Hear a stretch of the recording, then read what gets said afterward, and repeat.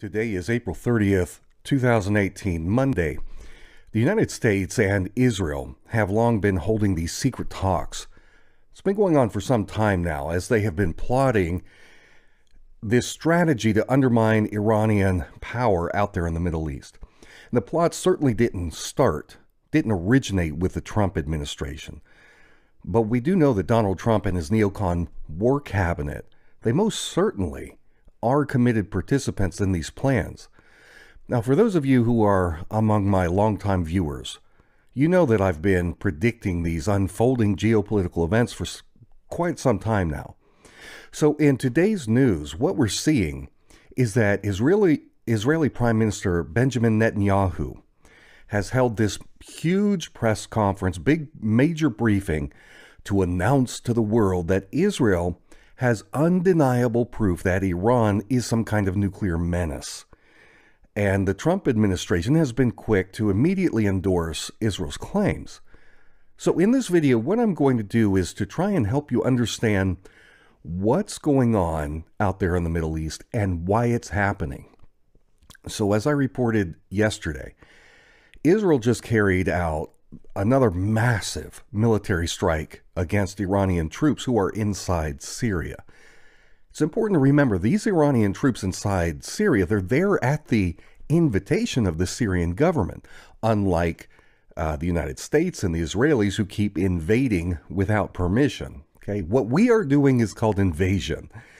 Iran is there at the request of the Syrian government, and they're there to try and stop the United States and Israel and Saudi Arabia and all of their proxies that they're using on the ground to try and stop them from overthrowing the Syrian government and doing to Syria what was done to Iraq and Afghanistan. So basically, the United States coalition, they want to control the entire Middle East. We've got Israel and Saudi Arabia, both of whom are very willing allies. So some people ask, well, what are they getting out of it? What does each party get out of this? We could spend so much time talking about that, but here are just some of the big ones. The United States has already toppled the governments of Afghanistan and Iraq. Now we want to topple Syria, and clearly we want to topple Iran. So what the United States gets out of this is ongoing empire building. We get control of the oil resources. We get the ability to establish more military outposts in the Middle East to use as bases to help hem in Russia and other rivals. Now, Saudi Arabia, this is a nation that is controlled by a single family. They're a mafia. The House of Saud. It's a mafia family. These people live lives of extreme opulence, almost unimaginable luxury. I mean, these people have gold fixtures in their bathrooms, and not gold colored, not gold plated, but gold fixtures. While most of the regular citizens in Saudi Arabia are denied even basic human rights. Heaven forbid you should be a woman in Saudi Arabia. You get your head chopped off. So what keeps this Saudi family, this mafia, in power is really the country's vast oil reserves. And the problem that the Saudis face is that Iran, who is kind of across the water from them there, just by a little bit, they also have large oil reserves. And Iran poses a significant financial and regional political rivalry to the growth of Saudi power. So, for example, look at what's going on in Yemen. The Saudi royals had installed a Sunni puppet leader. Islam is comprised of primarily two main factions, the Sunnis, which are the large majority of Muslims, and then the Shia, or Shiites, which are the minority. Well, the Saudis had imposed a Sunni puppet leader to control this southern neighbor of Yemen.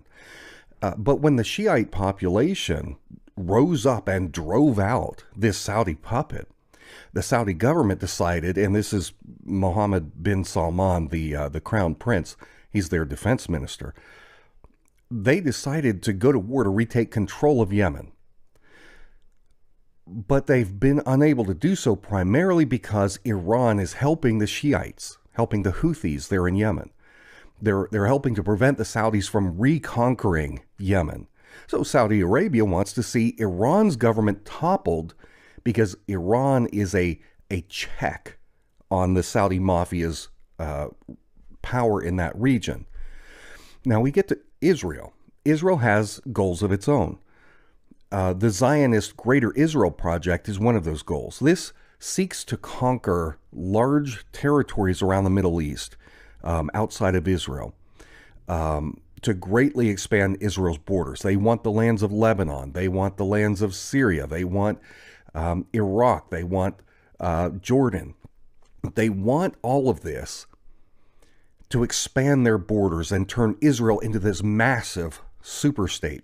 Well, the biggest roadblock to this objective is that much of the territory that Israel wants to conquer, these territories have large Shiite Muslim populations. And Iran, which is the most powerful nation in the region outside of Israel, Iran is predominantly Shiite. In fact, about 90% of the world's Shiite Muslims live in Iran. So when you have an outside power come into one of these local nations that has a Shiite population, it's a problem for Iran. They want to protect their people. So when you have these outside powers come in and try and dominate the local Shiite populations in Iraq, in Syria, in Lebanon, in Yemen, what happens is that Iran provides financial and military support to prevent those outside powers from coming in and taking over the territories. In a literal sense, the Iranians, no matter what you want to say of them, they are opposing the New World Order. So for the Greater Israel Project to succeed, Israel has to somehow eliminate Iran as its rival. So you've got the United States, you've got Israel, you've got Saudi Arabia, all with, just like mafia families, just like the New York Mafia, Chicago Mafia, you have different mafia families, but they will collaborate for mutually beneficial outcomes. So this political philosophy behind the Greater Israel Project, it's called Zionism. It is a wholly immoral philosophy that teaches that might makes right. It's right if you have the power to make it happen. And outright lies are not only justified in Zionism, but Zionism teaches that these lies should be a primary tactic used to achieve goals. The official motto of the Israeli Mossad is, by deception thou shalt do war. So the question has been asked, how do you know when a Zionist is lying? And the answer is, his lips are moving. One of the chief Zionist propaganda masters, somebody who has been lying to the public for many years, is Israel's current prime minister, Benjamin Netanyahu. I've been following Netanyahu since 9/11. I used to be a fan of Netanyahu. Well, the truth is, Israel is a diabolical terrorist state. The Mossad, which, if you don't know, that's the Israeli Secret Service, their secret intelligence service. The Mossad played a significant role in carrying out the 9/11 attacks against the people of the United States. So did Saudi Arabia. We have the documentation to prove that. Well, this bloody war on terror that George W. Bush launched following 9/11, it has had a dramatically big impact in helping Israel over the years, starting with the overthrow of one of Israel's archenemies, which was Saddam Hussein. So Netanyahu appeared before the United States Senate. This was in early 2002. The Iraq War started in 2003. So in 2002, Netanyahu went to the U.S. Senate and gave testimony, and he lied to our government to try and drum up support for this potential U.S. war against Israel's enemy, Iraq. And Netanyahu falsely claimed in this testimony, which I'm going to show you in a second, he totally lied, saying that Israel had irrefutable proof that Iraq was well on its way to obtaining nuclear weapons. Netanyahu claimed that Israel had actually spoken to defectors from Iraq who they themselves had confirmed that Saddam Hussein had this advanced nuclear weapons program and that he was close to finishing atomic bombs, and that Russia and North Korea were helping Saddam Hussein in his race to get nuclear bombs.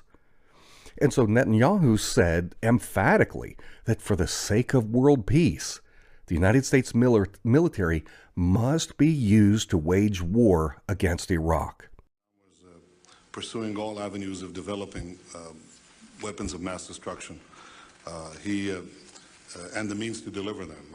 I have to say that he was enjoying in this effort the support of Russian technology, and I should say Russian technologists on site.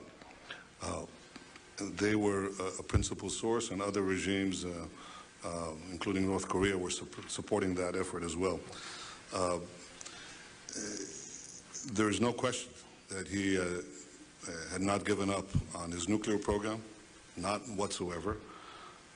There is also no question that he was not satisfied with the arsenal of chemical and biological weapons that he had, and was trying to perfect them constantly.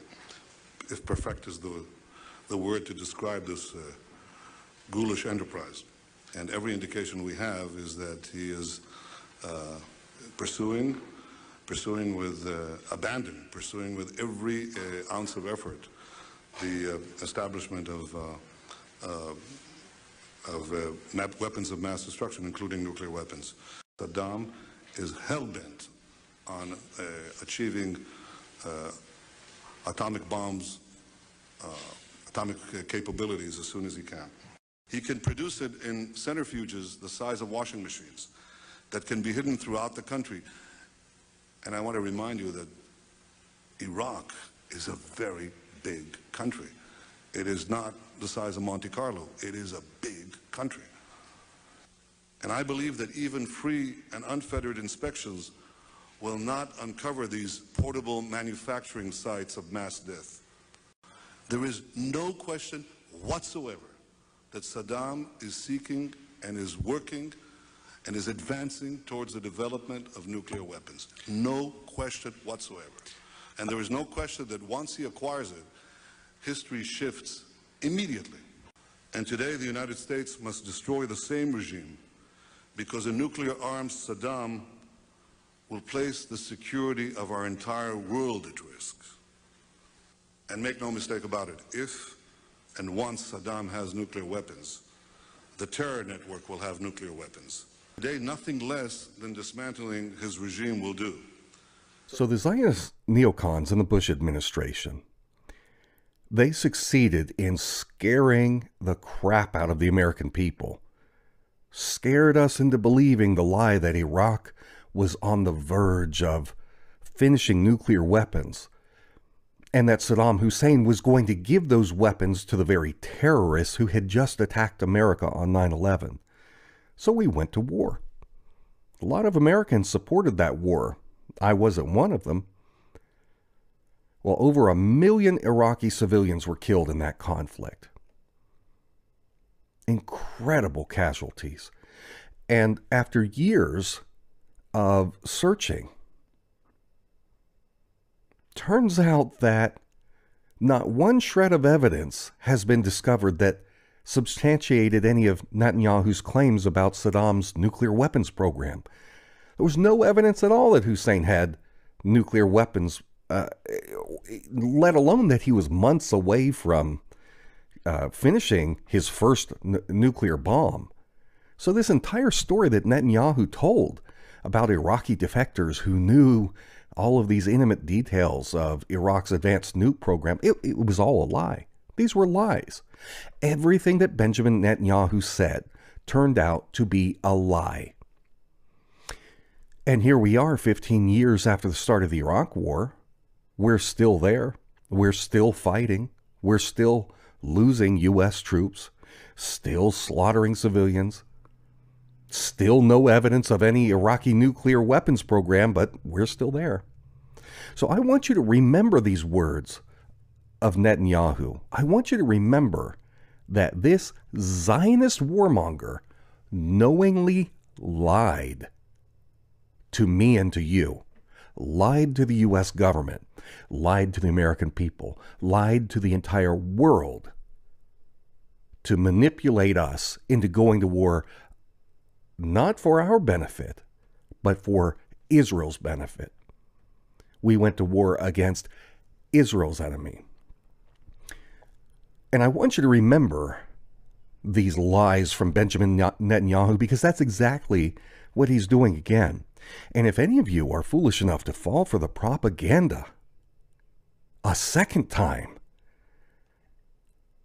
I want you to know the blood of those people who get killed, that's going to be on your hands. Don't support this maniac's claims that Iran is getting ready to develop nuclear weapons.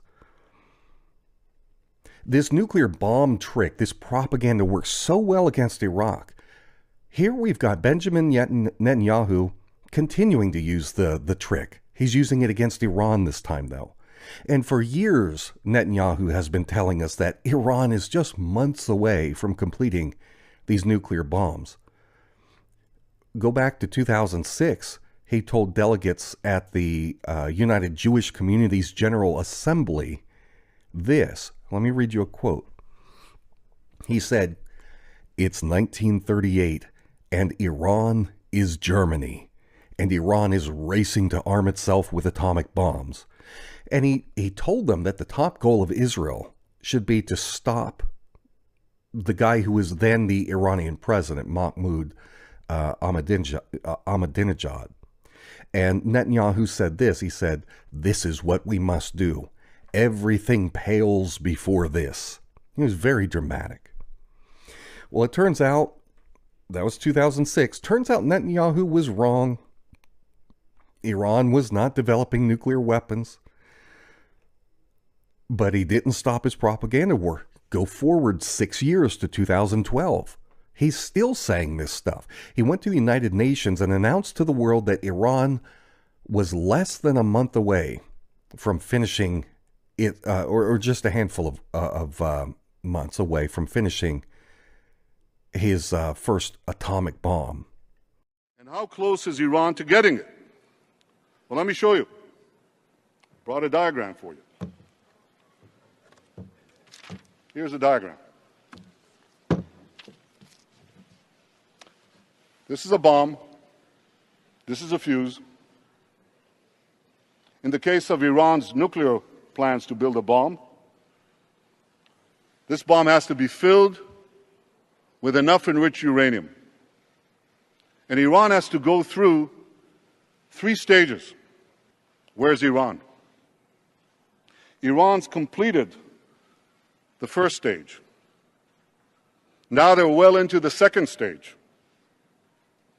And by next spring, at most, by next summer, at current enrichment rates, they will have finished the medium enrichment and move on to the final stage. From there, it's only a few months, possibly a few weeks, before they get enough enriched uranium for the first bomb. Wrong. 2012 came and went, still no nuclear bombs. Skip forward another 3 years, go to 2015. Surely Iran, which was, quote, racing to arm itself with atomic bombs, surely they would have at least had a few of them after a full decade of Netanyahu's dire warnings, right? Because he keeps talking about how it's imminent nuclear annihilation unless we act right now. So surely Iran had a couple of bombs by then. Well, not exactly. Iran still didn't have any nuclear bombs, but the scary story was still useful in manipulating the ignorant masses. It's great theater. But when the Obama administration got together with other world leaders and they sat down finally with Iran, they came up with a plan by which the most highly qualified team of international inspectors, the most highly qualified team in the world, would routinely go into Iran and investigate all of their facilities so that they can prove whether or not Iran was or was not in the process of building nuclear weapons. That should be a good thing, right? If Iran is such a threat to world peace and they're developing nukes, isn't it a good thing to have an inspection team, a multinational inspection team go in there to verify whether or not this is happening? Well, to me and you, that makes sense, but Benjamin Netanyahu had a fit over this. Let me tell you what he said. This is a speech that he gave in 2015. This is not long before the Iran deal actually went through. He said this, quote, "The land all around us is trembling. The greatest threat to our future and our security is and will remain Iran's attempt to arm itself with nuclear weapons." And he said that if the deal was signed, it would be disastrous. He said that it would guarantee that Iran would be able to finish building nuclear bombs in mere months. He said that the time to produce the nuclear bombs, if this deal went through, the time to prepare the nuclear bombs, quote, will be reduced to less than a year and possibly a lot less than that. Netanyahu lied. He lied about Iraq's nuclear weapons program in 2002. He lied to get the United States to go to war against Saddam Hussein. Netanyahu lied in 2006 when he said that Iran was on the verge of finishing nuclear bombs. It was 12 years ago. He lied in 2008. He lied in 2012. He lied in 2015. And last night, he lied again. Guys, do you know why con artists, career con artists, are so successful? It's because there is no shortage of idiots in the world who are too dumb to recognize that they are being deceived. They're just too ignorant to take the time to do what I've just done, which is to ask questions, question the character and the claims of the con artist. See if they're credible. Ask questions. Think of it this way. If I told you all that I was absolutely certain, without any doubt whatsoever, that a particular person was going to rob a bank by a certain date, I'm sure of it. This man is going to rob a bank by this date. Would you believe me? Maybe some of you would. But if that day came and went and the person had not robbed the bank, how well would you trust me if 3 years later I said the same person, he's really going to rob a bank this time? Now, you might believe me, but you would be less likely to believe me probably. But if I continue to make this same grandiose claim year after year after year, that this guy is going to rob a bank for sure, without any doubt, he is going to rob a bank. I'm certain of it, and I have people who have given me proof that he's going to rob this bank. If year after year after year, it turns out that I'm wrong, that it doesn't happen, would you not eventually conclude that either 1, I'm stupid, or 2, I'm a liar, or 3, I'm both? But forget me, what would it say about the people who continued to believe my lies even after I had been proven wrong time and time and time again? Especially if you found out that these lies that I'm telling was resulting in massive financial profit, that I was making tons of money off your gullibility. What would that say about the people that kept believing the lies? Folks, Benjamin Netanyahu is a serial liar. He is very intelligent. I've always been impressed with Netanyahu's sharp mind, his ability to use articulate words to influence people into doing his bidding. He's very charismatic. He's got charm. He's got that good, deep voice that he uses. But Netanyahu, despite being a smart man, he's still an evil human being who is conning people into supporting bloodshed for the sake of giving the state of Israel more territorial power. His lies are leading to military operations that are killing our people, our soldiers. These military operations that are opening the doors of nations that allows our Western oil corporations to come in here. Netanyahu's got a lot of oil buddies that are profiting from these wars. And don't forget, Benjamin Netanyahu is a close personal friend of the Kushner family. He has vacationed with them repeatedly. He has stayed at the Kushners' home. We know that Donald Trump's son-in-law, Jared Kushner, from Kushner, told this story a couple of times that I've read in magazine articles. Jared talked about how when he was a teenager, Netanyahu even spent the night in his own room. So Donald Trump and Jared Kushner are tied at the hip to Benjamin Netanyahu. And so knowing what we do of the deeply dishonest and immoral character of Netanyahu, how can we support him? How can we support his lies? How can we be willing to let our patriotic U.S. soldiers be used as pawns by the state of Israel to go out there and engage in these Middle Eastern wars for the benefit of Netanyahu's buddies in the oil corporations? These guys that are salivating at the prospect of taking control of the oil in Syria and Iran. And for those who don't remember, Donald Trump wants very much to take as much oil as he can from the Middle East as well. Bigger or better at the military than I am. Are you telling me you're going to send American ground troops into Syria? I'm not telling you anything. And the reason I'm not is because if I run and I win, I don't want them to know the game plan. American ground troops in to chase them around? Take back the oil. Once you go over and take back that oil, they have nothing. But how do you take it back? Right, you have to go in. You have to go in. With ground troops? Well, you bomb the hell out of them, and then you encircle it, and then you go in, and you let Mobil go in, and you let our great oil companies go in. Right. Once you take that oil, they have nothing left. Do you understand what you just heard? Donald Trump said that we should go into Syria with the U.S. military, bomb them, and steal their oil for our great oil companies. And that's not the only, there's tons of those things. He said that over and over. He said it about Iraq, about Syria. Our founding fathers are rolling in their graves. No wonder our U.S. military has such a horrendously high suicide rate. They're getting paid next to nothing to go into these Middle Eastern countries and bomb the hell out of these innocent people, not in the name of protecting America from attacks, but to help oil corporations make money.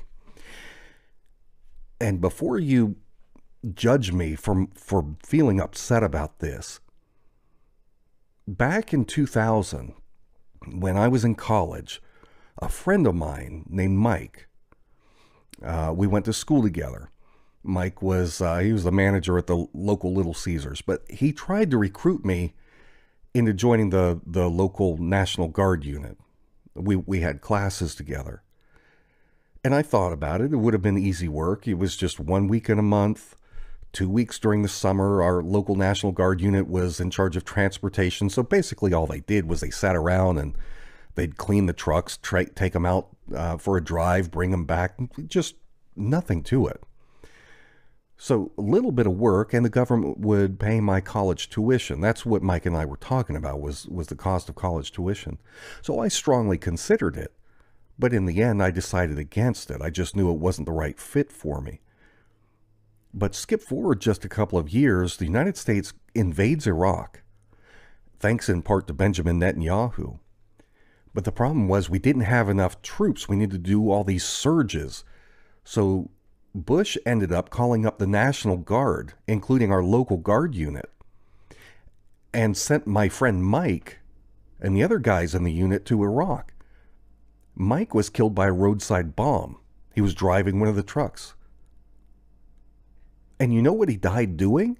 His job was to transport Halliburton employees. He was transporting Halliburton employees to Iraqi oil fields to help take control of the Iraqi oil. Halliburton was Dick Cheney's old corporation, who was vice president at the time. So my buddy Mike, his wife and his 2 little kids lost Mike in a war for oil. And here we have Donald Trump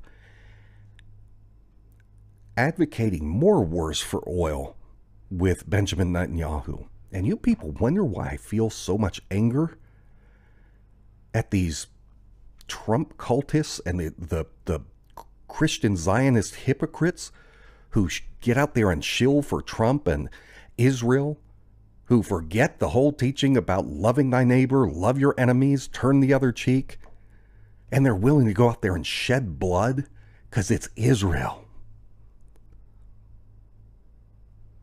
Hypocrites. That could have been me that died out there in Iraq. It could have been my kids that lost their father. It could have been my wife that lost a husband. But instead, I'm left here with this painful memory of what happened to my friend and the knowledge that Trump and other Zionist psychopaths are out there right now trying to start these massive wars that could escalate and require the reinstitution of the draft. I've got 5 sons who are draft age. You don't think I don't have some vested interest, some reason for trying to prevent these maniacs from starting new wars for oil? From sending my kids out there to achieve the geopolitical goals of Israel, like the Greater Israel Project? Folks, you better wake up. We need to speak out against this rush to war with Iran. I'm trying to do my part. So if you can support this effort to continue broadcasting this message to the public, I'm trying to find ways to get advertising and things together to try and spread this message beyond just the YouTube audience. I could use your support. Go to patreon.com/endtimesnewsreport, paypal.me/endtimesnewsreport. You can also look in the video description. I've got my P.O. box and my cryptocurrency addresses there. This financial support helps me to get these anti-war messages out to the masses. And even if you can't donate, you can still help out. Share this video with your friends. Do your own thing out there trying to wake people up. We're all in this together. It's a team effort. We can each play a part. And I'll say just one last thing. I do have a video that I put up on my website, blackstoneintel.com. It shows, it's actually footage from last month. It shows ISIS terrorists blowing up U.S.-backed Jaish al-Islam terrorists.